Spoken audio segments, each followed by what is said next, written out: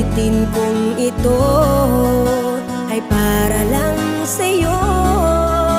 Isang munting handog, pasasalamat ko.